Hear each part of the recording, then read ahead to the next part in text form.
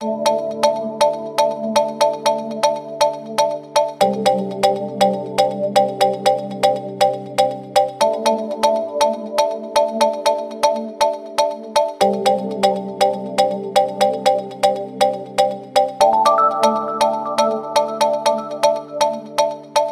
Welcome to press news బులెటిన్ల ముందుగా headlines చూద్దాం. Narendra Modi a revolutionary world leader పుస్తకాన్ని అధ్యక్షుడు ఎన్ రామచంద్రరావు గారు ఆవిష్కరించారు. జాతీయ సమైక్యత దినోత్సవ కార్యక్రమం తెలంగాణ భవన్.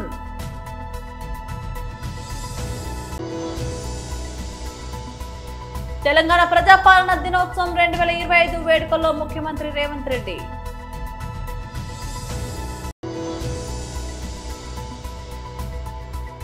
రాష్ట్ర ప్రధాన కార్యదర్శి సతీష్ కుమార్ రెడ్డి ప్రెస్ మీట్.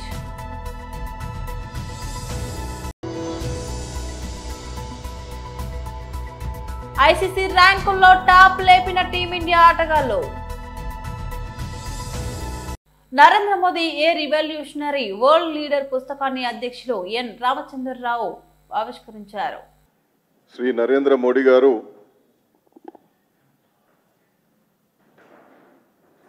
బాల్యంలో ఎంత సామాన్యమైనటువంటి స్థితి నుంచి ఎదిగి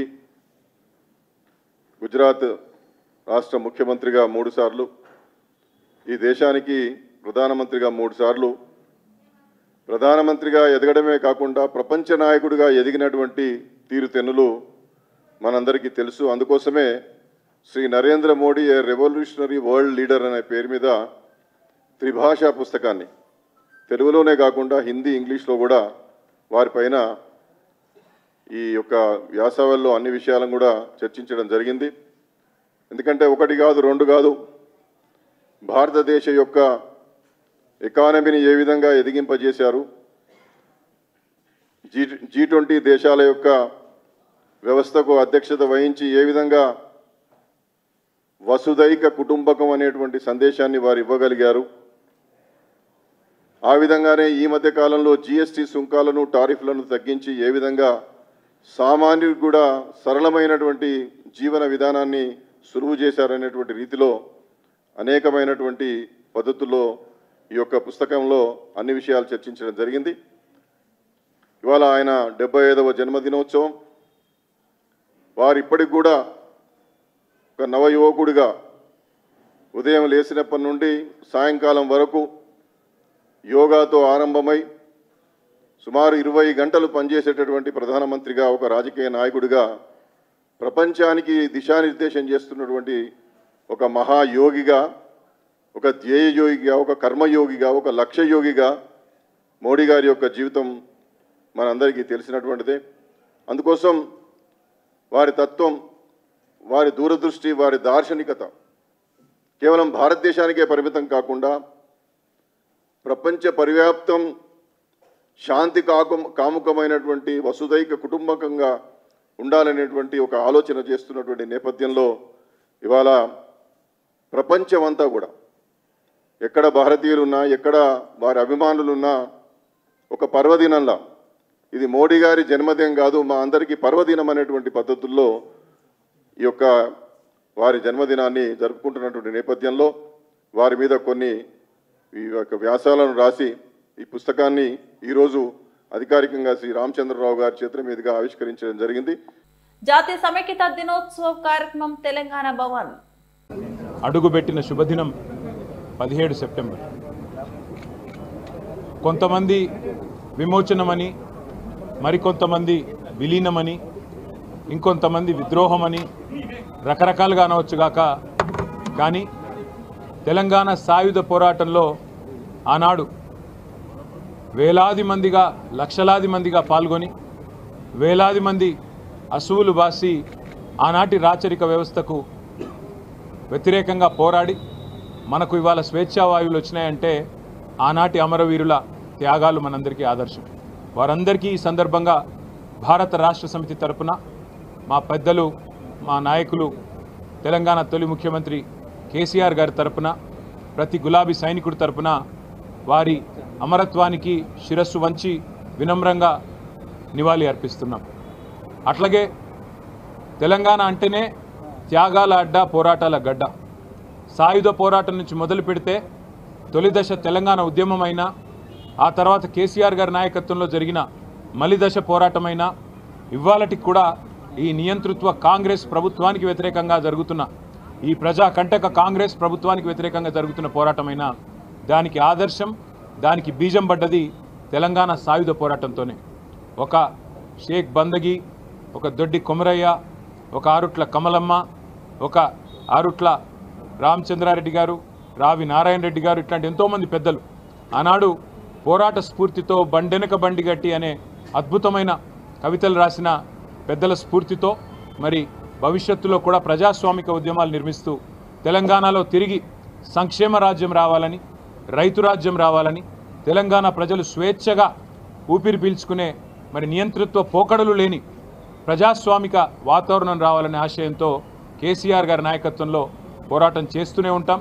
ఇవాళ పోరాడుతున్న మా విద్యార్థి తమ్ముళ్ళు చెల్లెళ్ళు గ్రూప్ 1 పరీక్షల్లో విఫలమైన ప్రభుత్వం కోర్టు అభిశంసనతో మరి ఈరోజు దిక్కుతోచక చివరికి రౌండ్ టేబుల్ మీటింగులు పెట్టుకుంటే కూడా నియంతృత్వ పోకడలతో విద్యార్థులను అరెస్ట్ చేస్తున్న దుర్మార్గమైన వ్యవస్థ ఇవాళ మన కళ్ళ ముందున్నది. రైతులు ఇవాళ అల్లాడిపోతుంటే వారిని పట్టించుకోకుండా ఒలింపిక్స్ గురించి మాట్లాడుతున్న ఒక నీతిమాలిన ప్రభుత్వం ఇవాళ మన రాష్ట్రంలో ఉన్నది. ఇట్లాంటి నియంతృత్వ పోకడలను ఆనాటి తెలంగాణ సాయుధ పోరాట స్ఫూర్తితో ఎదురిద్దాం.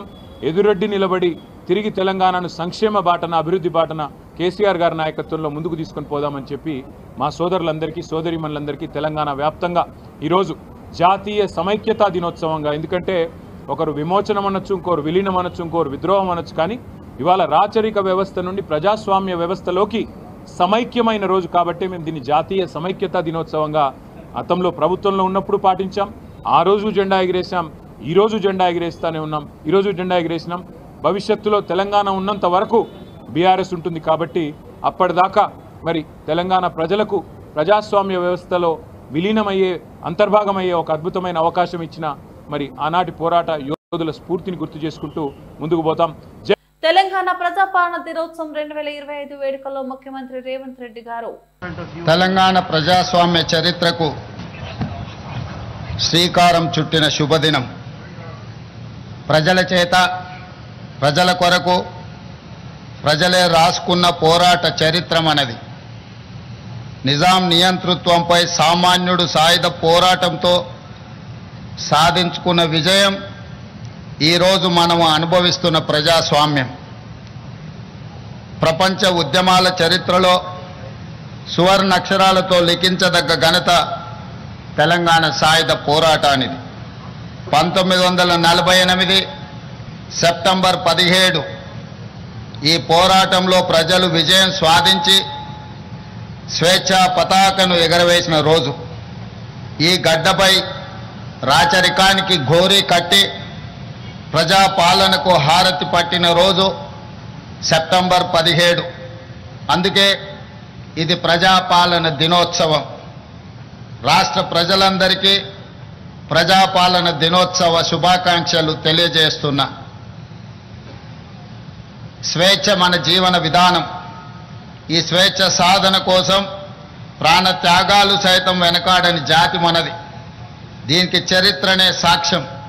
అణిచివేత, పెద్దనారితనం, నియంతృత్వం, బానిసత్వ సంకెళ్లను బద్దలు కొట్టి స్వేచ్ఛకు ఊపిరి పోయడానికి ఊపిరి వదిలిన వందలాది మంది అమరులకు ఈ సందర్భంగా ఘన నివాళి అర్పిస్తున్నాను. సెప్టెంబర్ 17, 1948 తెలంగాణ చరిత్రలో ఒక మైలురాయి. అదేవిధంగా డిసెంబర్ 7, 2023 స్వరాష్ట్ర ప్రజాస్వామ్య ప్రస్థానంలో మరో మైలురాయి. లోతైన అవగాహనతో, సమకాలీన చరిత్రపై నిశితమైన విశ్లేషణతో నేను ఈరోజు ఈ మాట చెబుతున్నాను. ఎన్నో ఆశలు, ఆకాంక్షలతో మొదలైన స్వరాష్ట్ర ప్రస్థానం తిరిగి మళ్ళీ నియంతృత్వ నిర్బంధంలోకి జారిపోయిన తీరు గత ప్రభుత్వంలో మనం చూసాం. నాటి సాయుధ పోరాట స్ఫూర్తితో నిన్నటి నియంతృత్వ పాలనను ఓడించి ప్రజాపాలనను తెచ్చుకున్నాం. అందుకే డిసెంబర్ 7, 2023 కూడా ఒక చారిత్రాత్మక సందర్భంగా భవిష్యత్ తరాలకు గుర్తుండిపోతుందని నేను భావిస్తున్నాను. 77 ఏళ్ల తెలంగాణ ప్రస్థానాన్ని, పోరాట చరిత్రను, ఇక్కడ ఉద్భవించిన ఉద్యమాల సరళిని సంపూర్ణంగా అకలింపు చేసుకొని ప్రజల ఆకాంక్షలను అర్థం చేసుకొని మేము ఈరోజు పరిపాలన చేస్తున్నాం. అహంకారపు ఆలోచనలు, బంధు ప్రీతి, అశ్రిత పక్షపాతానికి మా పాలనలో తావు లేదు. కష్టమైన నష్టమైన ప్రజలతో పంచుకుంటున్నాం. రాష్ట్ర ప్రధాన కార్యదర్శి సతీష్ కుమార్ రెడ్డి ప్రెస్ మీట్. సంపన్నులు చేసే రకంగా, పేదలందరినీ కూడా సంతోషంగా ఉండే రకంగా జగన్మోహన్ రెడ్డి గారు తీసుకున్నటువంటి చర్యలను ఆ రోజు విమర్శించలేక వాటికంటే రెట్టింపు మేము ఇస్తామని చెప్పి అధికారంలోకి వచ్చినటువంటి ఈ కూటమి ప్రభుత్వం ఈరోజు చేస్తున్నటువంటి నిర్వాకం చూస్తే ప్రజలందరూ కూడా గుడ్ల పకిచ్చి చూస్తున్నారు. ఆహా, ఇంత గొప్పగా అబద్ధాలు చెప్పగలుగుతారా, ఇంత గొప్పగా ప్రజలను భ్రమ పెట్టగలుగుతారా వీళ్ళు అనే ఒక ఆశ్చర్యాన్ని ఈరోజు ప్రతి ఒక్కరూ చూస్తున్నారు. చంద్రబాబు నాయుడు గారి వ్యవహారం చూస్తే ఇటీవల అనంతపురంలో ఒక గొప్ప సభ పెట్టుకున్నాడు. దాదాపు 1,00,000 మందిని జనాన్ని సమకూర్చించి రాయలసీమ జిల్లాలో ఉన్నటువంటి అన్ని గ్రామాల నుంచి కూడా బస్సులు, రకరకాల ట్రాన్స్పోర్ట్ ఫెసిలిటీస్ అన్నీ ఇచ్చి ఒక పెద్ద సభ చెప్పినాడు. ఆ సభలో కూర్చొని ఎంత నిరంపెద్దనగా, ఎంత సిగ్గు లేకుండా అబద్ధాలు చెప్పారో జనమందరూ కూడా చూశారు. ఈ సందర్భంగా ఆ యొక్క మీటింగ్ సంబంధించి చంద్రబాబు నాయుడు గారు ఇచ్చినటువంటి ఆ ఎక్స్ప్లెనేషన్, దాని వివరాల్లోకి ఈ సందర్భంగా నేను పోదలుచుకున్నా. చంద్రబాబు నాయుడు గారు, మీరు ఎన్నికల ముందు జగన్మోహన్ రెడ్డిని తట్టుకోవాలంటే జగన్మోహన్ రెడ్డి కంటే ధీటుగా సంక్షేమ పథకాలు ఇస్తానని చెప్పి మీరు హామీ ఇచ్చారు. దాన్ని మర్చిపోయినట్టున్నారు. 143 హామీలు, 143 ఐ లవ్ యూ అన్నట్టు 143 హామీలు మీరు యొక్క ప్రజలకు అందరికీ కూడా కూటమి ప్రభుత్వం వస్తే నెరవేరుస్తామని చెప్పారు. సంపద సృష్టిస్తామని చెప్పారు. ఆ రోజే అనేక మంది విలేకరులకు, అనేక మంది ప్రజా సంఘాలకు డౌట్ వచ్చింది. జగన్మోహన్ రెడ్డి గారు ఇంత చిత్తశుద్ధిగా ప్రయత్నం చేసినా కూడా కానిటువంటివి దానికి రెట్టింపిస్తామని చెప్పి నువ్వు చెప్తున్నావే, ఎక్కడి నుంచి వస్తుందని చెప్తే వాళ్ళకు అనుభవం లేదు, నాకు అనుభవం ఉంది, అనుభవంతో పాటు సంపద సృష్టించేది నాకు చేతవుతుందని చెప్పి చంద్రబాబు నాయుడు గారు చెప్పినటువంటి మాటల్ని ఈ సందర్భంగా గుర్తు చేస్తున్నా. ఈ 143 హామీల్లో ప్రముఖంగా మీరు చెప్పింది, ప్రజల్లోకి ఎక్కువగా తీసుకొని పోయింది, మీ మేనిఫెస్టోలో పెట్టేటువంటి 143 హామీలు కాకుండా సూపర్ 6 అని చెప్పారు. ఇటీవల అనంతపురంలో మీరు కూర్చొని బట్టి సూపర్ 6 సూపర్ హిట్ అనేటువంటి ఒక ప్రోగ్రాం పెట్టి ప్రజల్లో ఈరోజు నవ్వుల బాటకు మీరు గురవుతున్నారు. చంద్రబాబు నాయుడు గారు, నేను అడిగేటువంటి కొన్ని ప్రశ్నలకు మీ దగ్గర నుంచి సూటిగా సమాధానాన్ని నేను ఎక్స్పెక్ట్ చేస్తున్నా. మీరు ఇచ్చినటువంటి సూపర్ 6 హామీల్లో మొట్టమొదటి పథకము అన్నదాత సుఖీభవ. ఈ రాష్ట్రంలో రైతులకు అందరికీ 20,000 రూపాయలు ప్రతి సంవత్సరం కూడా ఆర్థికంగా సహాయం చేస్తామని చెప్పి మీరు ఇచ్చినటువంటి మాట. అంతర్జాతీయ టీ20 క్రికెట్లో భారత ఆటగాళ్లు సరికొత్త చరిత్ర సృష్టించారు. ఐసీసీ తాజాగా ప్రకటించిన ర్యాంకింగ్ లో టీమిండియా స్పిన్నర్ వరుణ్ చక్రవర్తి బౌలింగ్ విభాగంలో అగ్రస్థానాన్ని కైవసం చేసుకున్నారు. దీంతో టీ20 ఫార్మాట్ల బ్యాటింగ్, బౌలింగ్, ఆల్రౌండర్ ఇలా 3 కీలక విభాగాల్లోనూ భారత ఆటగాళ్లే నెంబర్ 1 స్థానాల్లో నిలిచి అరుదైన ఘనతను నమోదు చేశారు. ఇప్పటికే టీ20 బ్యాటింగ్ ర్యాంకుల్లో అభిషేక్ శర్మ, ఆల్రౌండర్ల జాబితాలో హార్దిక్ పాండ్యా అగ్రస్థానంలో కొనసాగుతున్న విషయం తెలిసిందే. ఇప్పుడు వరుణ్ చక్రవర్తి కూడా వారి సరసన చేరడంతో టీ20 క్రికెట్ పై భారత్ పూర్తి ఆధిపత్యాన్ని ప్రదర్శించినట్లయింది. గత కొంతకాలంగా అద్భుత ప్రదర్శన కనబరచడమే వరుణ్ ర్యాంక్ మెరుగుపరచడానికి కారణమైంది. సీజన్ లో నిలకడగా రాణించడం, ఏకంగా 3 స్థానాలు ఏకబాకి ప్రపంచ నెంబర్ 1 బౌలర్ గా నిలిచాడు. ప్రస్తుతం వరుణ్ చక్రవర్తి 733 పాయింట్లతో అగ్రస్థానంలో ఉండగా అతని తర్వాత కివీస్ పేసర్ జాకబ్ టీపీ 717, విండీస్ స్పిన్నర్ అఖిల్ హుసేన్ 707 వరుసగా 2-3 స్థానాల్లో ఉన్నారు. భారత బౌలర్లలో జస్ప్రీత్ బుమ్రా, రవి బిష్ణోయ్ తర్వాత ఈ నెంబర్ 1 ఘనత సాధించిన 3వ బౌలర్ గా వరుణ్ రికార్డు సృష్టించారు. మరోవైపు గత కొంతకాలంగా జట్టుకు దూరంగా ఉంటున్న రవి బిష్ణోయ్ 2 స్థానాలు కోల్పోయి 8వ ర్యాంకుకు పడిపోయాడు. ఈ ఏడాది ఐపీఎల్ లోనూ అద్భుతంగా రాణించిన వరుణ్ అదే ఫామ్ ను అంతర్జాతీయ స్థాయిలోనూ కొనసాగిస్తున్నాడు. రాబోయే టీ20 ప్రపంచ కప్ కు ముందు వరుణ్ చక్రవర్తి ఫామ్ లోకి రావడం, నెంబర్ 1 ర్యాంకు సాధించడం భారత జట్టుకు ఎంతో బలాన్నిస్తుందని క్రీడా నిపుణులు అభిప్రాయపడుతున్నారు. కౌశిక్ రెడ్డి సిజోఫ్రెనియా అనే మానసిక జబ్బుతో బాధపడుతున్నాడని, వెంటనే కౌశిక్ రెడ్డిని దవాఖానాలో చూపించాలని హుజూరాబాద్ కాంగ్రెస్ పార్టీ నియోజకవర్గ ఇన్ఛార్జ్ వడితెల ప్రణవ్ వారి కుటుంబ సభ్యులను కోరారు. బుధవారం హుజూరాబాద్ కాంగ్రెస్ పార్టీ కార్యాలయంలో మీడియా సమావేశాన్ని నిర్వహించి మాట్లాడుతూ, కాంగ్రెస్ పార్టీ గురించి మాట్లాడే ముందు ఎమ్మెల్సీగా ఉన్న సమయంలో ఒక్క కమిటీ కూడా ఎందుకు చేయలేదని కౌశిక్ రెడ్డిపై తీవ్ర స్థాయిలో మండిపడ్డారు. ఈ కార్యక్రమంలో కాంగ్రెస్ పార్టీ నాయకులు పాల్గొన్నారు. సంవత్సరంన్నర నుంచి మేము చూస్తున్నాం, అనేక రకాల ప్రెస్ మీట్ పెట్టిండ్రు, మేము కూడా వింటున్నాం. ఎమ్మెల్యే బాధ్యతగా మాట్లాడతాడా ఏందనేది చూస్తున్నాం మేము. కానీ ఏ ఒక్కసారి కూడా అతను మాట్లాడే తీరు కానీ, ప్రవర్తన కానివ్వండి, బాడీ లాంగ్వేజ్ కానివ్వండి, అతను చేసే చేష్టలు కానివ్వండి, ఏ ఒక్కటి ఒక ఎమ్మెల్యే స్థాయి, ఒక లీడర్ స్థాయి వేషాలు చేస్తలేడు. ఇంకా ఎందుకంటే నిన్న తారాస్థాయికి పోయింది. అతను మాట్లాడింది వైస్ ప్రెసిడెంట్ ఎలక్షన్లు ఎప్పుడైనాయి, 4 రోజుల తర్వాత ఇతను పెట్టుడైంది. ఆ 300 ఆ 15 ఓట్లకి అతను ఎటు పోయినాయని చెప్పుడు, 15 ఓట్లు అతనే చెప్పిండు ఇవన్నీ నల్లు వాయిడ్ అయిపోయినాయి, తప్పు ఓటింగ్ చేసిందని. అది ఏదైనా కావచ్చు, సీక్రెట్ ఓటింగ్ అండి. సీక్రెట్ ఓటింగ్లో ఎవరు బీజేపీకి వేసింది, ఎవరు కాంగ్రెస్కి వేసింది అనేది అసలు సీక్రెట్ ఓటింగ్. ఇంటాక్ట్ మా ఇండియా బ్లాక్ అనేది ఇంటాక్ట్ ఉంది. సో అతను మాట్లాడేది ఏదంటే అది మాట్లాడి సంబంధం లేకుండా ఇవన్నీ చూస్తే దయచేసి నేను వాళ్ళ కుటుంబ సభ్యులకు చెప్తున్నా, ఒకసారి మీరు చూపెట్టాలి. డాక్టర్కి, సైకాట్రిస్ట్కి కాల్ ఇస్తే నా పేరు కూడా ఎవరు కలిసిందో నేను పబ్లిక్లో చెప్పా, డాక్టర్ పేరు కూడా చెప్తా. ఎవరైతే సిజోఫ్రెనియా అనే డిసార్డర్ ఉందనేదో ఒకసారి చూపించుకుంటే బెటర్ అని నేను వారి కుటుంబం మీ ద్వారా వాళ్ళ కుటుంబ సభ్యులకు కూడా నేను తెలియజేస్తున్నాను.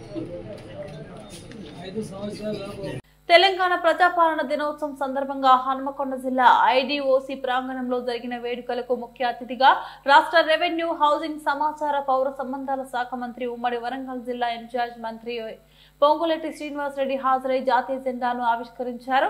తదుపరి జిల్లా అభివృద్ధిపై ప్రసంగించారు. ఈ కార్యక్రమంలో వరంగల్ పార్లమెంట్ సభ్యురాలు కడియం కావ్య, వరంగల్ నగర మేయర్ గుండు సుధారాణి, ఎమ్మెల్సీ బసవరాజు సారయ్య, శాసనసభ్యులు నాయని రాజేందర్ రెడ్డి, కేఆర్ నాగరాజు, జిల్లా కలెక్టర్ స్నేహ శబరీష, జీడబ్ల్యూఎంసీ కమిషనర్ చాహత్ వాజ్పేయి, కుడా చైర్మన్ ఇనగాల వెంకటరామిరెడ్డి, గ్రంథాలయ చైర్మన్ అజీజ్ ఖాన్, ఇతర అధికారులు, స్థానిక ప్రజాప్రతినిధులు పాల్గొన్నారు.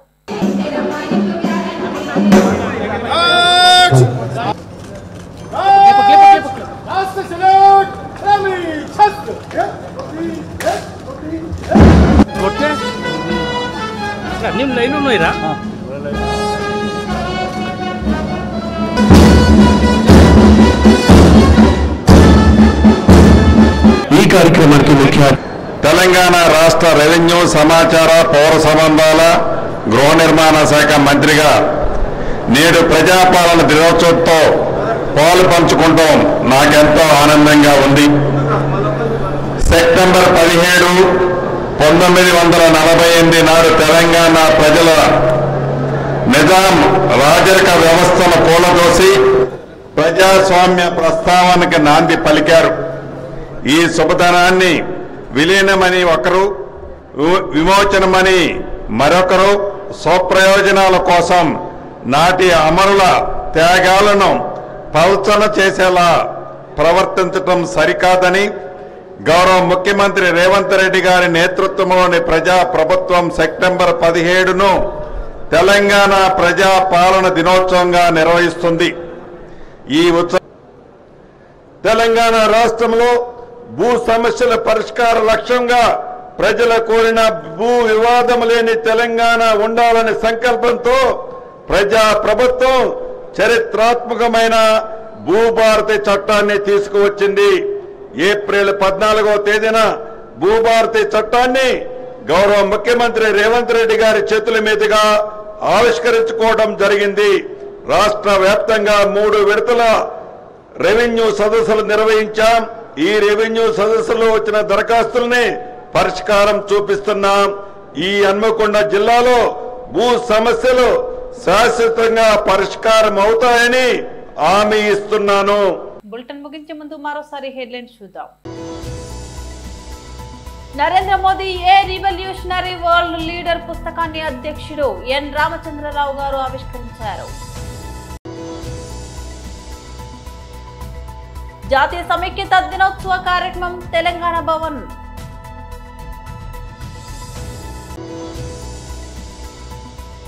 తెలంగాణ ప్రజాపాలన దినోత్సవం 2025 వేడుకల్లో ముఖ్యమంత్రి రేవంత్ రెడ్డి.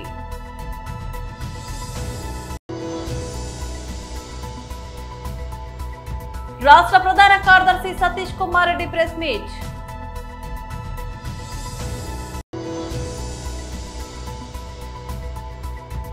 ఐసీసీ ర్యాంకుల్లో టాప్ లేపిన టీమిండియా ఆటగాళ్లు. ఇవి బులెటిన్ అప్డేట్స్. మరో బులెటిన్ లో మళ్ళీ కలుద్దాం. అంతవరకు సెలవు. నమస్తే.